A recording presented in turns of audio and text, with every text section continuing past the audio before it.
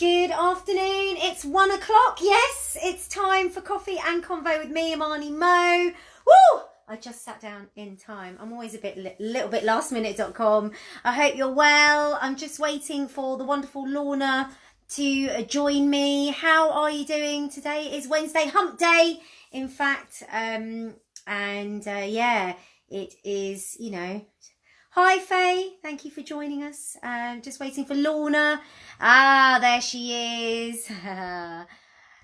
Joining me now, Lorna Nanda Gangotra. Gangotra, where are you, lovely? Where are you? Ah, there Hello. she is. Glorious. How are you? I'm good. How are you? Look at your hair.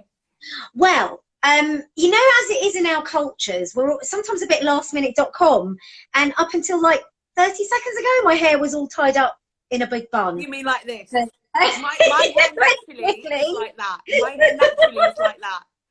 But I've been cooking, so...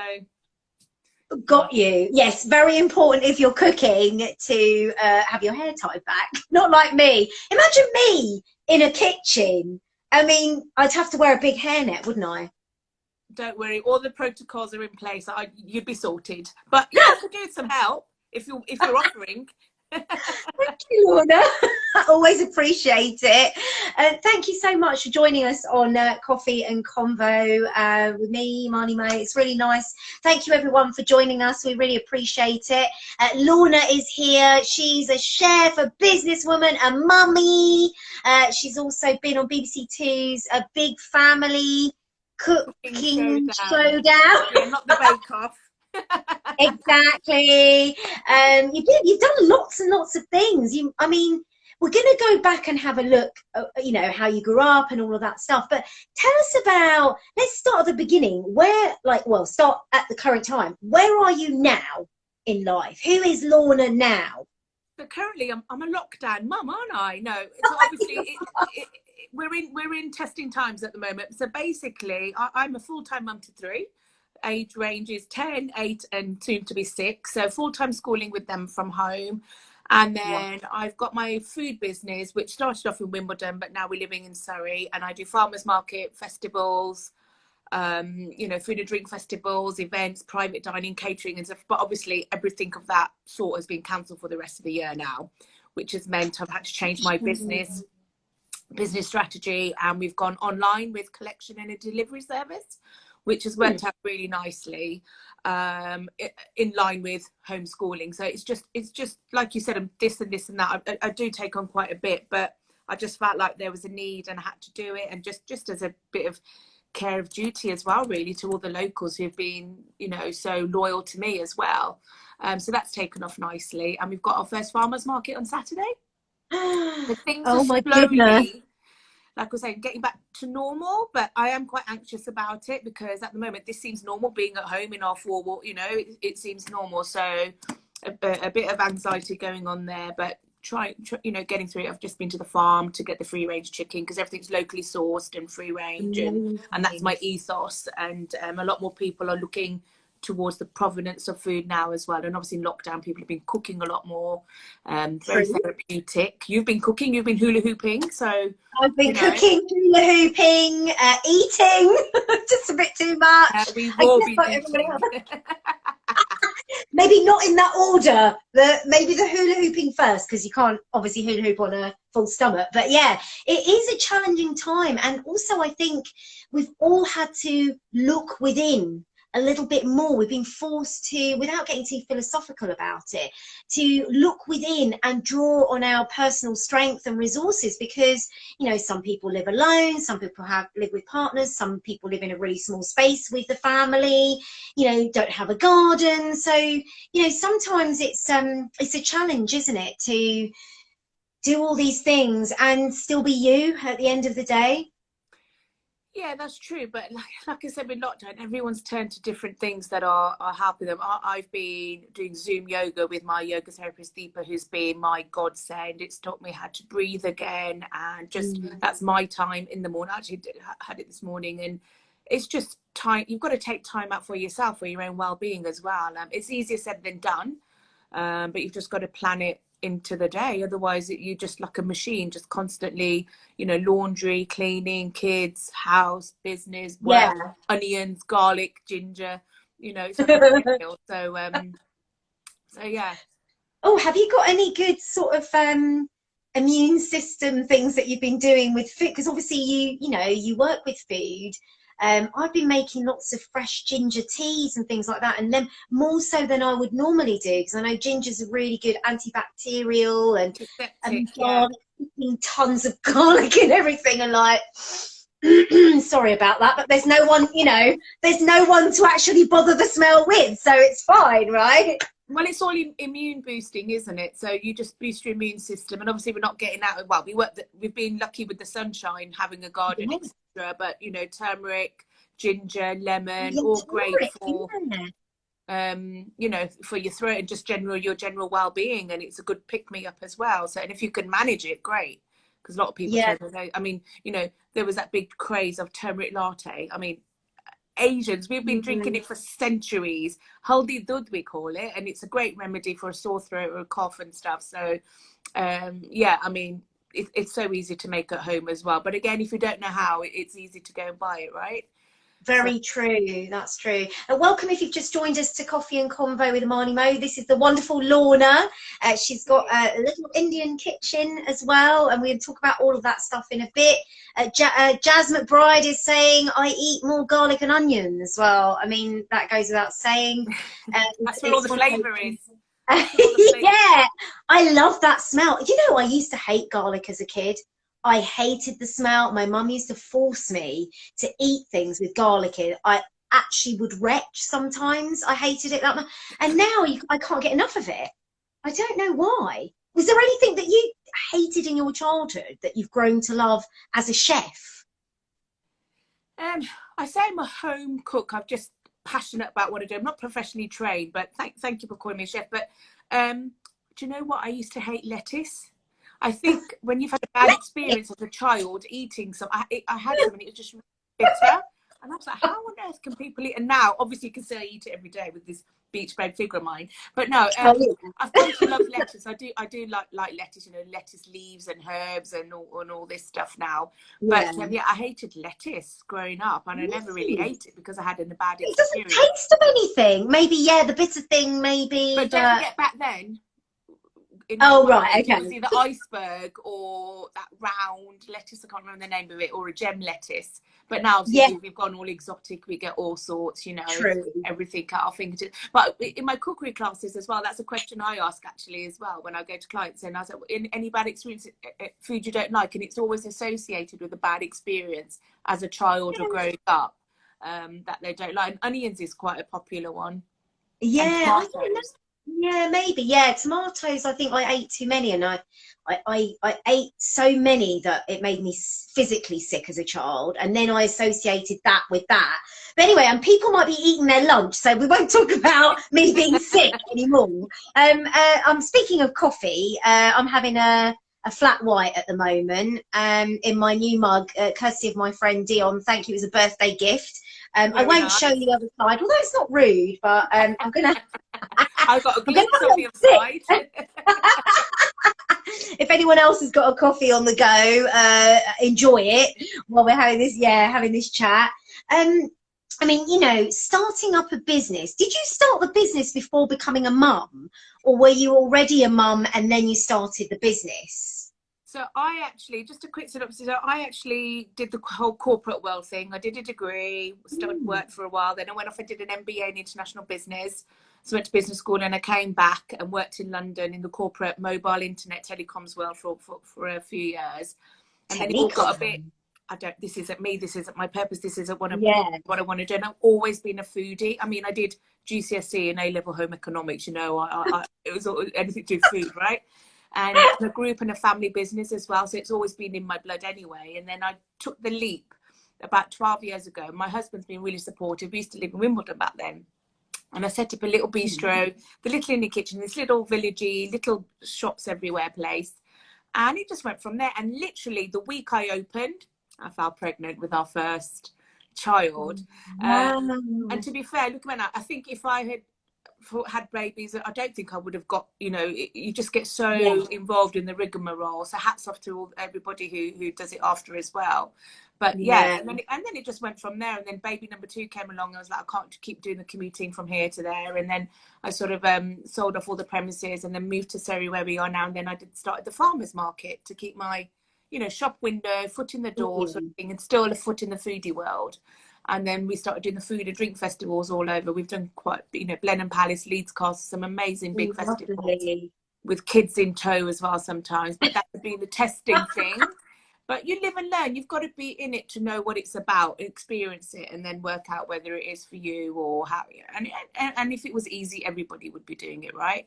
But I'm passionate about it. I'm passionate about what I do. I love food. I love sharing, you know, everybody has food memories as well. And it's such a personable thing as well to associate with the smell, the sight, the taste. It can all bring back memories of all sorts, you know. Yeah, that's true. I mean, you touched there on the fact that you had to sell everything and have a change of, you know, I don't want to say career, because a mum is not, well, maybe it is a career as well. Change the way I worked. It's like it's a lifestyle change, isn't it? Yeah. So when you sold your business, because you just got going, and then, you know, was that sort of really gutting to you, or did you just think, you know what, I'm trying to figure out how you deal with sort of challenges and trials and triumphs, let's call them, because maybe back then you weren't ready. We've talked, you and I have met before. We've chatted on my BBC show, haven't we? Yeah. And we have talked about challenges and overcoming them. And so I was just wondering, at that moment, do you think you were not ready perhaps for a full-on business as you are now? Because you're adapting to all the changes so quickly, from what I've seen. You have to. And plus my husband's a bit of a, well, he's a good techie guy as well as the other stuff he does. So he really does champion me and support me. So I'm incredibly grateful for that, eternally grateful for that. No, I wasn't sad when I left so I didn't sell the business. I sold all the equipment in the business. So I fixed the name and everything, and moving here and being a mum as well. I literally was an older mum, so I literally popped them out every 2 years. So I've got 3 children, 2 years between them. So they all. You make it sound easy. Just pop them out. I did breathe them out though. But the point being, I was a mum and I wanted to embrace that. I've always said, and I always will, my kids come first. Yeah. And they always are my priority. And I didn't want to lose that baby years with them either. I wanted a nice balance. So like I said, I gave it the premises, but I still had everything, and I still had my name in the Little Inn Kitchen, and hence the farmers market. It was once a month, could still be with the kids. So it's about finding the balance, isn't it? And that worked beautifully, because I could be with the kids and I just juggled that week around in the farmers market. It was fresh, real food. And then hence we've built up the clientele over the last 7-8 years, and I got private events through it. And then it just organically grew that way as well. And then being local in Woking, where we are now, our biggest town, they really do champion and support local talent. So when they've done the food and drink festivals, I've done demos, been on stage, and sort of we've done supper club last year. That's the thing, you know, people are looking for a lot more experiential dining. So they know who you are, that you've made the food, and we'll come out and have a chat with them. And it's a nice, 3-4 courses of intimate sort of, storytelling through the food as well. So that's a new thing, a nice thing as well, especially in Surrey. But we've got lockdown now. So again, we're evolving to see, let's see what happens. Hence I started the in-home dining side now, where, people come and collect, or we deliver if they're vulnerable or what have you. Yeah. So it's always embracing really the change. Actually, Lorna. That's lovely what you're doing. Yeah, it's still busy, but embracing the change. Like you said, lots of changes, but you have to. I mean, like, I think the whole world's had to change these last 10 weeks.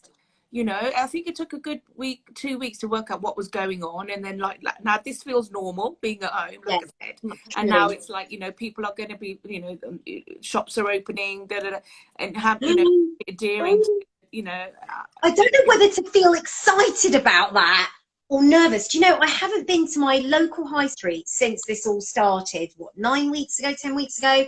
And a week ago, I went to the high street for the first time. And it's usually it's a pedestrianised high street, and it's really, really busy usually on Saturdays, and any day of the week it's busy.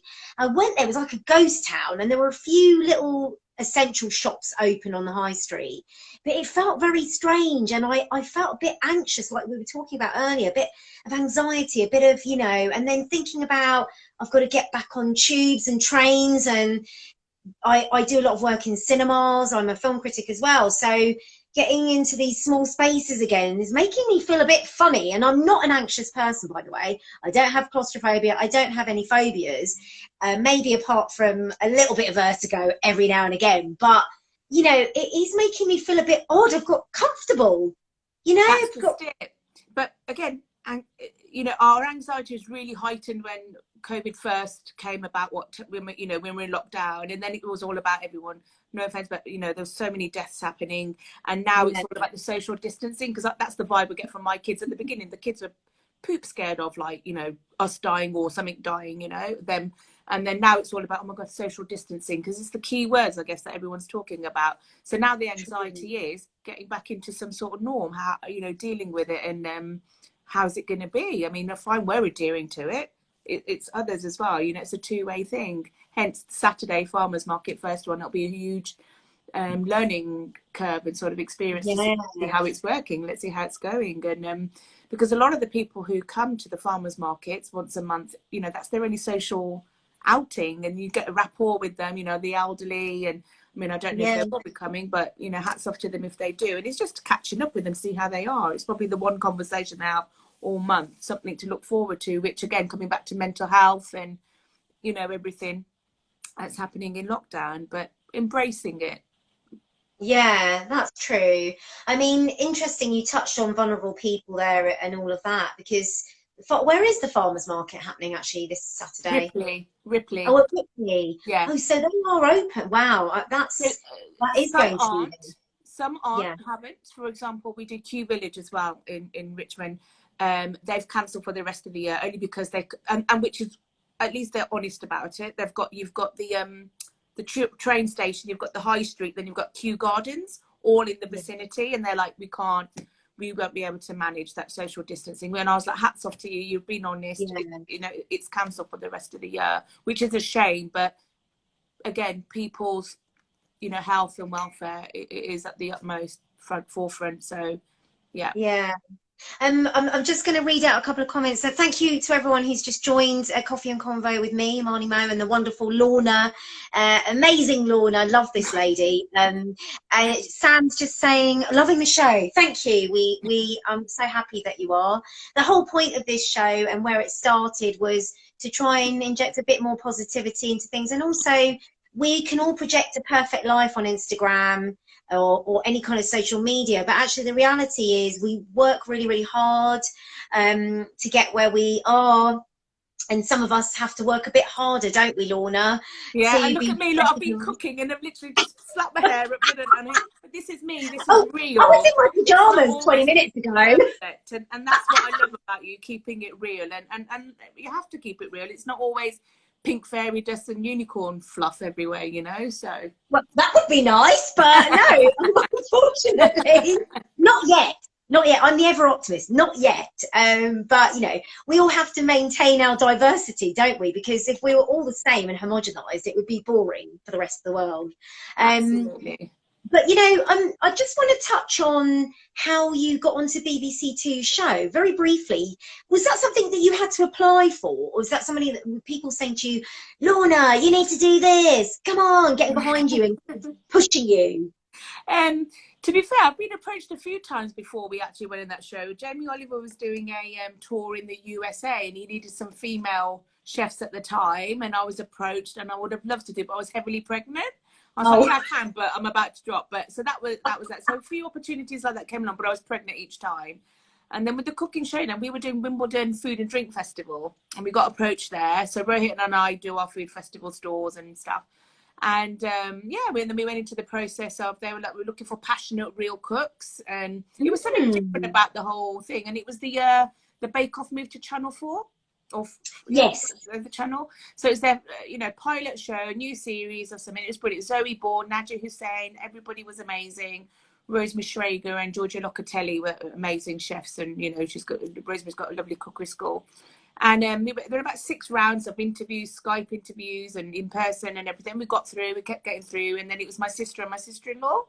So we all got through. And then the ethos was, obviously I was championing home cooking, and it was all about garga khana, which translates as home food. So it's basically like how you make authentic cuisine in your home. You're not going to find that in a restaurant per se, right? So it was about keeping it real, and that was the ethos for the thing. And we luckily got through, and we went on to win the show with real home style food. And a lot of the dishes had never been cooked on TV before, or really even heard of. So that was quite nice to showcase that as well.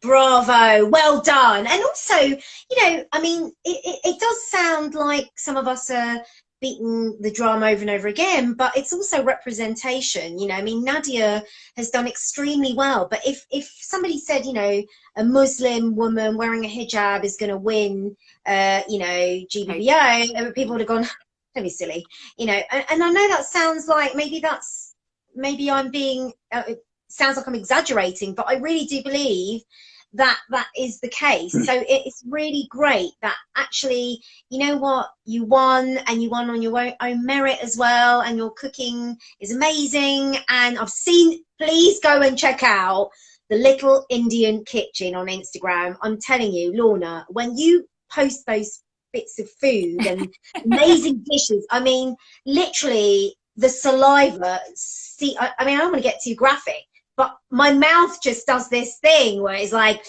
hungry. Oh, thank you.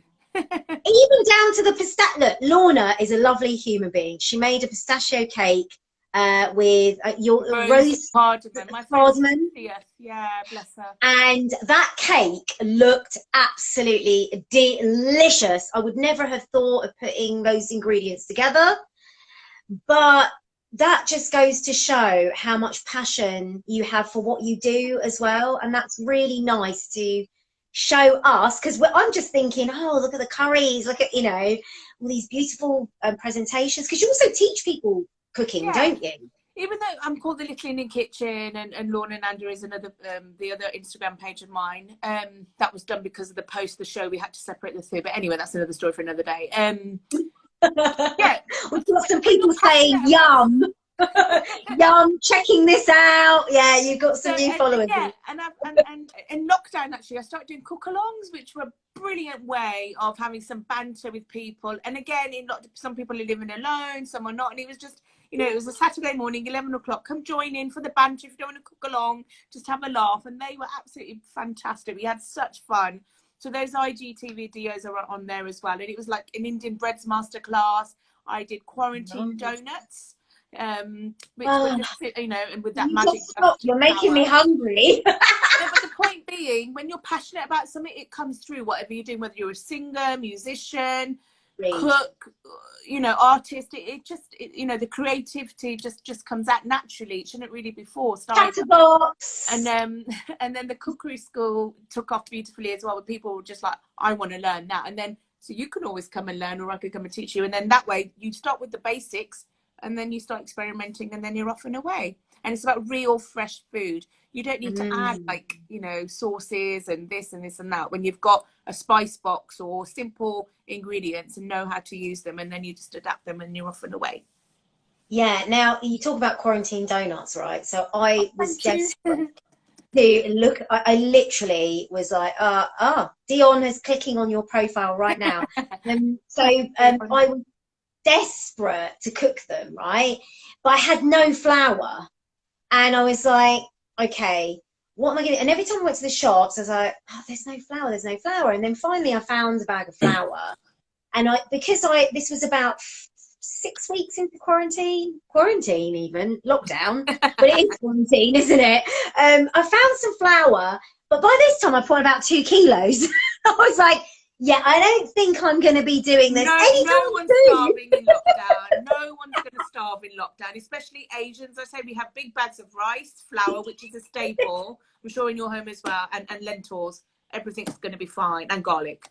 So somebody, hang on, I've just got a message here. Somebody was saying, hang on, just clicked on Lorna. What's the other profile so I can follow? Dion's asking.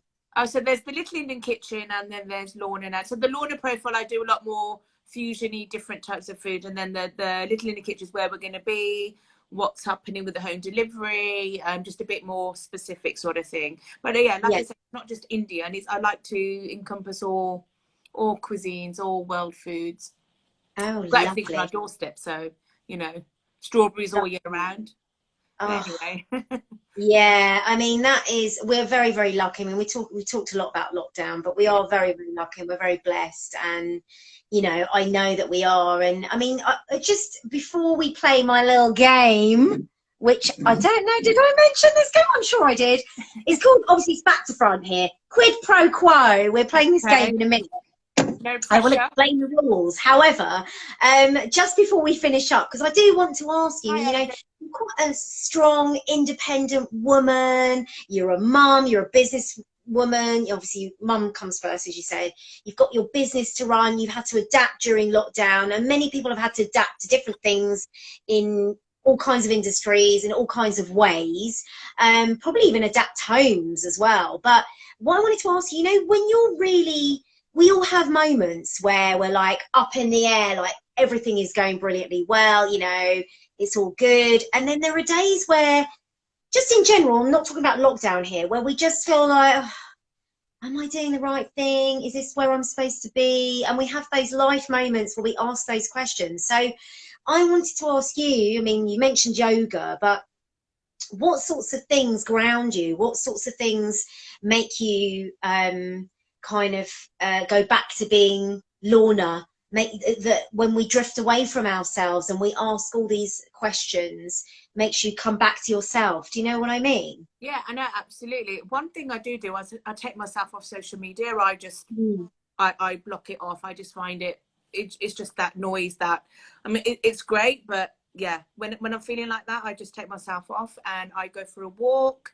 I do lots of grounding. I have my soul sister Rupinder. She runs Asian Women Means Business platform, which I've mentioned before, and she keeps everything on track as well. She's a life coach and she's absolutely amazing. So just keeping myself grounded. I've learned lots from her. Earthing, like walking on grass with bare feet has been absolutely amazing, and obviously meditating. And there's a lot of, you know, books out there as well. I'm actually reading one at the moment, Gaining Whilst Losing, and again, just transformational change, mindset, surrounding yourself with the right people. I've done that a lot more over the last couple of years, and I've got rid of people who just didn't really make me feel happy. Basically, it's about me as well, you know, and it's okay to think about yourself, and it's okay to be me, you know. So yeah, We have to do that. Well, bottoms up to that. I'll drink this very tasty flat white to you, and all that you do and all that you represent. I first connected with you, as I say, through my BBC radio show on BBC Sussex and Surrey, but for me there was an instant connection. I know both of us had a straight away, we were like soul sisters. This is we need to talk again, you know. And then lockdown happened because we were going to meet up, weren't we? And then lockdown happened, and this is another thing, you know. I think you can, with Coffe and Convo, the other reason why I wanted to bring it to light was because I feel that I can connect with a complete stranger and have an instant sort of feeling like I know them, and also obviously have my connections that I've known since I was a kid and all of that, but I'm still me, like. But I love those connections with people. I like to join people together as well. I do that in my personal life. And so it's really an absolute pleasure to speak to you. And, you know, we're definitely going to meet up when all of this is over. Thank you. And yeah, thank you for being on the second Coffe and Convo, because the first one was a technical disaster, but we won't go into that. That was just a Facebook shenanigan that but we're going to play. You're learning as you go along. It's a new thing for you as well, and I'm here to support other women like yourself. So here I am to play with you. So absolutely, it's about lifting each other up and supporting. So yeah. Totally, 100% behind supporting people, because I think sometimes we forget, you know, we do need to, we can all be absorbed by our own bubble, but we all have to kind of connect the dots and put our arms around each other and go in a, you know, Oh, brilliant. Yeah, come along. That's great. Jasmine McBride, I look forward to seeing you at the markets. That sounds good. Okay, we're going to play Quid Pro Quo. This is the bit of the game where these are quick fire answers. So no need to explain in great detail. Yesterday we went into a funny place with this. I'm hoping thank you, Rhymes and Roses. Lovely to see and hear you both. Thank you. Right, let's see what we've got. I'm using recycled paper, just so everyone. Social media or social interaction? Social interaction. I'm with you on that, sister. See, I know, we were just like separated. Okay, best school subject. What were you good at? Home economics. Cha-ching! Mine was talking. No, mine was English. and okay. Civilization, actually. I did really well in that. Okay, hang on. What have we got here? Oh, biggest fangirl moment. Who have you met that you've gone to? Oh my goodness. I can't have gone black. But most recently, Amanda Holden ordered food from me for a delivery. What I've started doing in lockdown. I mean, I didn't go as fangirl, but it was nice. She was so genuine, so lovely. My son's going, oh, come on, Mum, let's go. And I'm like, let me just talk. It's okay. She was really lovely. So I guess then that was recent. But yeah, there's been that is a good fangirl moment. Mine was, I have quite a few, but I'd have to say it was meeting George Clooney. Oh, and Samuel L. Jackson. That was a work thing. Nice. Sam Jackson. I couldn't even speak, believe it or not. Happens on occasion.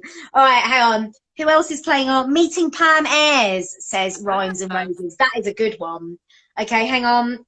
Oh, salmon or prawns? Salmon. Prawns. Both, actually. Both. We just love our food, don't we? Okay, here's the final one, right? Oh, who makes you laugh? That's a good one. My middle son. He's a comedian. Oh, that's brilliant. Who makes me laugh?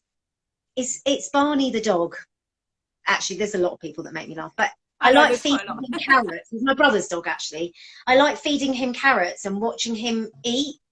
It's the funniest thing. I can't explain it. I need to get a video of this. You'll have to share that. So good. Oh, Faye's asking me, what about Patricia Routledge? Yes.